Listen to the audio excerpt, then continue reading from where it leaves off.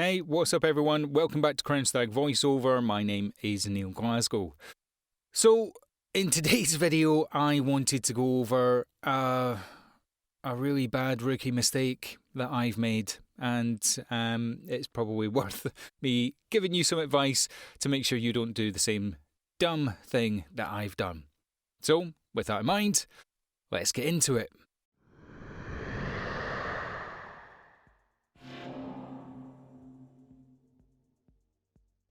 So, before I tell you what I've done, I just want to say this little disclaimer. This in no way is a brag. What I'm going to say might sound like, oh, that's very good for you. No, it's really not.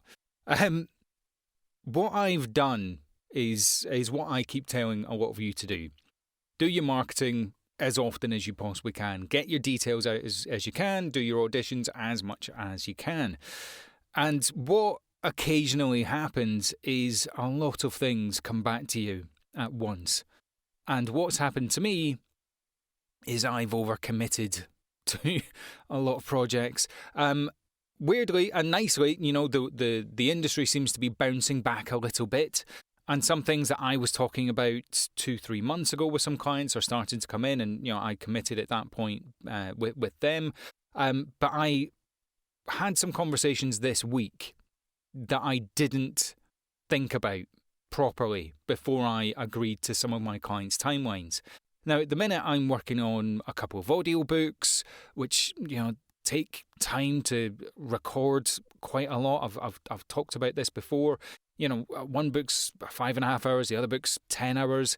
I've also got my regular work that I do with my YouTube stuff and the YouTube clients I have there, and a few of the regular clients that I do podcasts with, and there's work. Again, not bragging. This is just day-to-day stuff. And what I realised last night was I was sitting down, I was going through my diary of what it is that I'm going to be doing, and I was like, oh, no, because what I've realised is a lot of the projects that I'm working on need to be in with the client pretty much on the same day, at the same time. And these are not small pieces of work, most of them anyway. What I mean by that is they are long-form narration. They are going to take me enough time to get done, let alone all the other stuff that I've got to do. Couple that with, I don't know if you can hear my voice at the minute, but I'm a little bit under the weather. My voice isn't quite what it was. I've got to spend even longer in the booth than I would normally do. And it's just not a very pleasant place to be in at the moment. I'll be able to get the stuff done, but the reality is this is not how I like to work. And the rookie mistake is not really judging properly how much work you've got on when you get it in, when you're lucky enough to get it in, and when you can deliver what you need to deliver to your clients.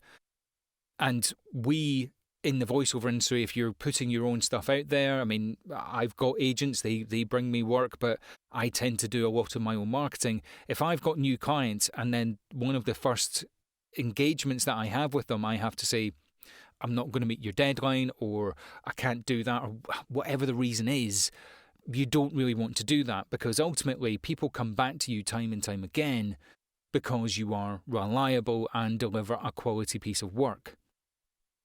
I can only advise, which is what I'm trying to do, that you do monitor what it is that you're committing to and the current projects that you've got on. If you've gone on to somewhere like I go on to sometimes, ACX, and you get hired to narrate a couple of audiobooks, and you've got a couple of clients that are sending you some 10-15 minute reads as well, you need to make sure that you're factoring in enough time in your day. And doing daily 5, 6, 10 hour reads, you're going to ruin your voice.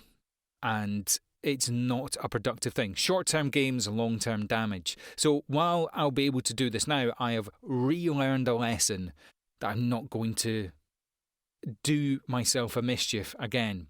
So having that thought this morning, and just my voice, and having that need to just not to make that mistake again. It did occur to me that many people who are out there in the market right now, and actually many people who are new and they are starting out, and you're following some of the advice and hopefully you are being successful, just make sure that you are factoring in time to do the projects that you're doing to a high quality, and also if you get those random jobs that come in, that you've got the bandwidth to actually do them, again, to a high level of quality. I hope that helps, and if you feel mildly sorry for me, like and subscribe. It always helps the channel. And again, head over to the VoiceOver Advice Reddit page, contribute there. I'll be putting a little bit up on there just about not overcommitting to work. And remember, you can absolutely be a smarter than me voiceover artist. I'll see you in the next video.